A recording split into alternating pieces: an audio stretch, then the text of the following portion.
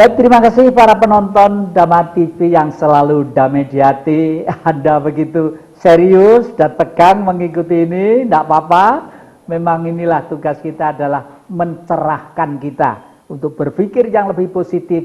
Tujuannya satu, Indonesia harus tegar dan generasi anak cucu kita harus survive, mampu menghadapi tantangan zaman. Monggo Mas Doni. Ya. Mas Doni sebagai anak saya yang barep ini, ya, gimana silakan mereka punya tujuan nggak atau punya masukan atau pertanyaan? Mumpung ini lagi marak ya tentang masalah etika atau moral yang selama ini bangsa ini banyak yang masih tanda tanya lah menurut saya ya. Saling menyalahkan dari sisi lainnya. Mungkin dari Mas siapa ini, silakan. Ya, terima kasih Pak. Dari tadi Romo ngotot sama ajarannya, mengajarkan ajaran Bung Karno. Di masa yang seperti ini, ajaran tersebut apa masih relevan untuk di zaman yang seperti ini, Romo? Para penonton Dhamma TV yang kami muliakan, memang di era modern ini banyak pertentangan di pikiran karena tulisan-tulisan, baik lewat Facebook, lewat WA, lewat macam-macam. Jadi kalau kita tidak cermat dan kita bijak dan cerdas, pasti akan terpuruk dalam suatu permasalahan yang hidup itu tahu-tahu tua, kulitnya wis kisut kabeh seperti saya, tahu-tahu kurus, utang banyak, dan lain sebagainya. Nah, relevan atau tidak ajaran Bung Karno itu? Mungkin sudah sekian kali saya utarakan. Ajaran Bung Karno itu guidance, tuntunan tahun 2000 sampai tahun 3000 yang akan datang. Wah, mesti kaget ya. Loh, sekarang masih tahun 2017 loh, Mbah. Kok sampai tahun 3000? Tahun 3000 itu ada apa? Makanya di bumi Jawa ini ada istilah manunggaling kawula Gusti. Menyatunya Sang Maha Pencipta dengan titahnya yang namanya manusia.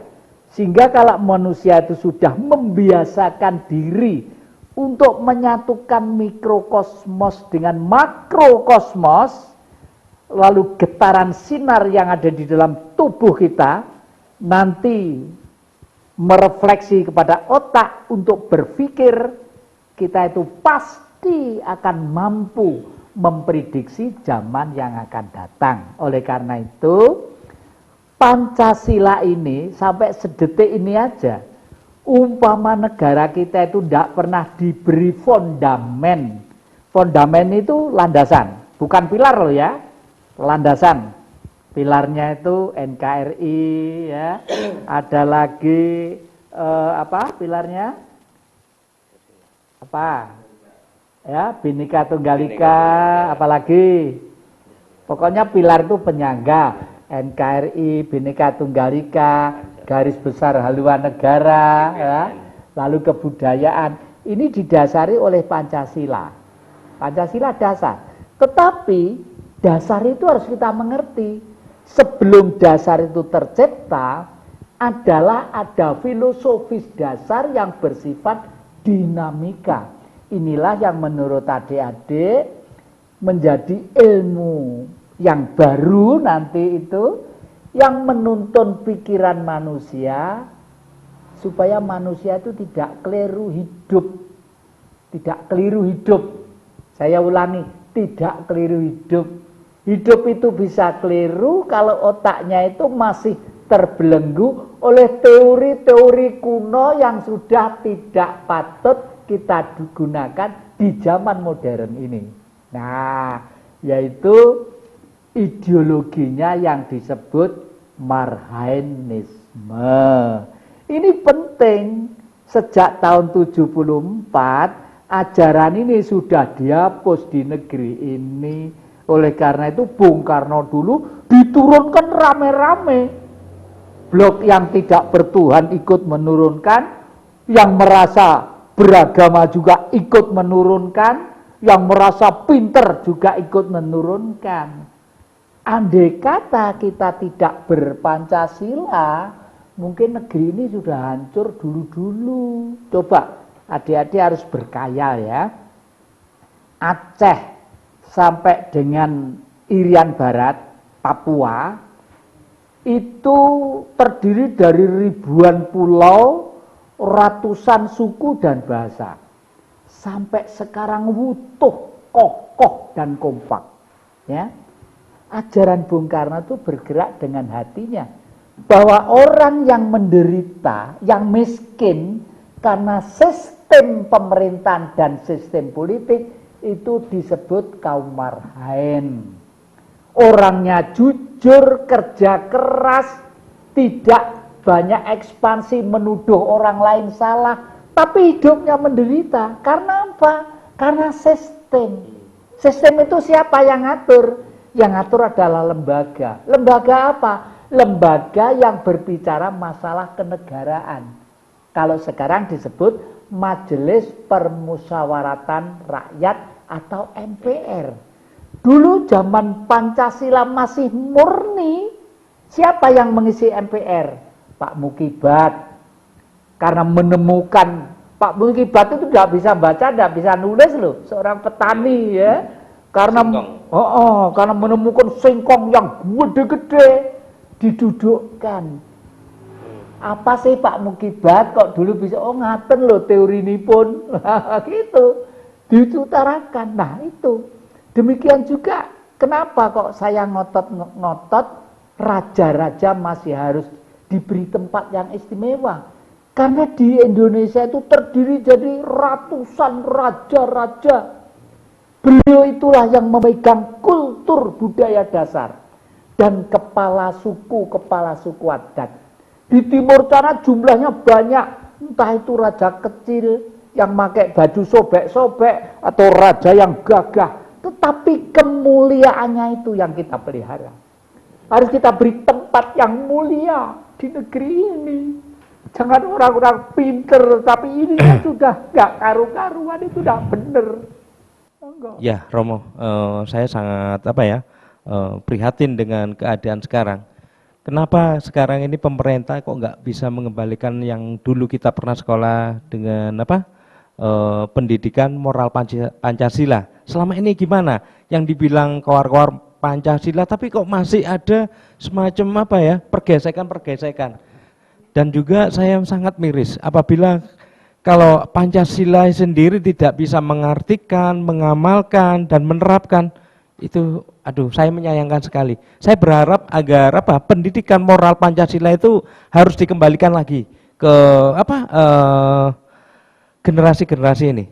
Menurut Mbak Yuke, mungkin ibu-ibu mungkin punya putra yang kiranya yang selama ini yang namanya pendidikan Pancasila itu kan sangat penting sekali ya, dan pengembangannya sangat luas, baik itu dari kultur budaya, sejarah, dan ideologi-ideologi yang disampaikan sama Romo sampai dengan semangatnya kayak begitu. Miris dengan adanya tidak pemahaman hal semacam itu. Gimana, Bu?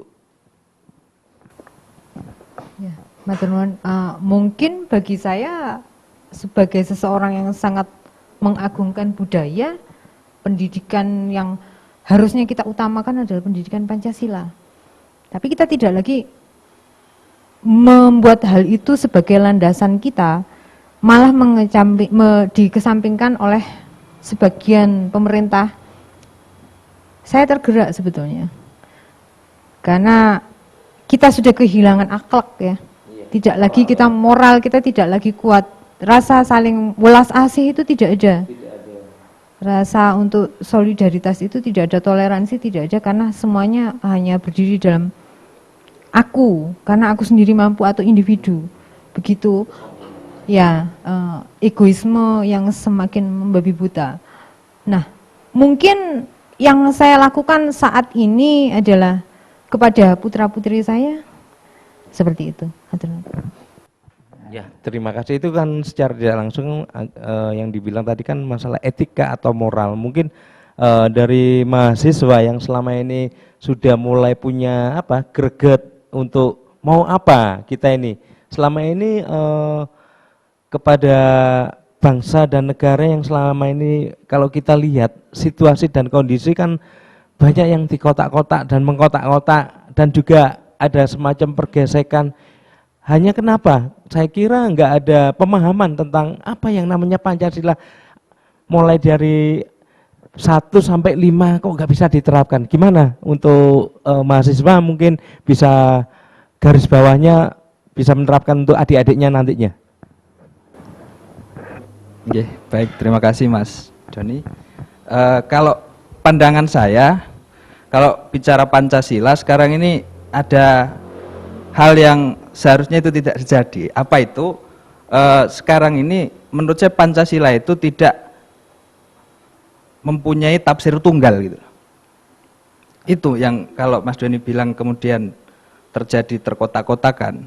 Karena Pancasila sendiri pun menurut saya sekarang ini tafsirnya tidak tunggal gitu. Misalkan yang agama ini menafsirkan Pancasila dengan agamanya, dengan kitabnya dan lain sebagainya. Dan saya pikir itu terjadi mulai sejak dilengserkannya Soekarno. Karena kalau saya melihat situasi global nih dari beberapa literatur yang saya pelajari selama ini, memang misi pelengseran Soekarno itu selain melengserkan Soekarno juga melengserkan ajarannya gitu. Nah, mungkin sekarang ini kalau saya boleh diberikan kesempatan untuk bertanya atau mungkin memberikan sedikit solusi dulu kepada pemerintah, karena saya ini katanya agen yang pemuda kan, yang mungkin saya masih ada kebebasan untuk berbicara gitu Pak. Maksudnya kalau pemuda itu kan ilmunya masih minim, kalau salah-salah pun kan ditoleransi gitu kira-kira ya. Saya pikir sekarang ini harus ada evaluasi pendidikan gitu.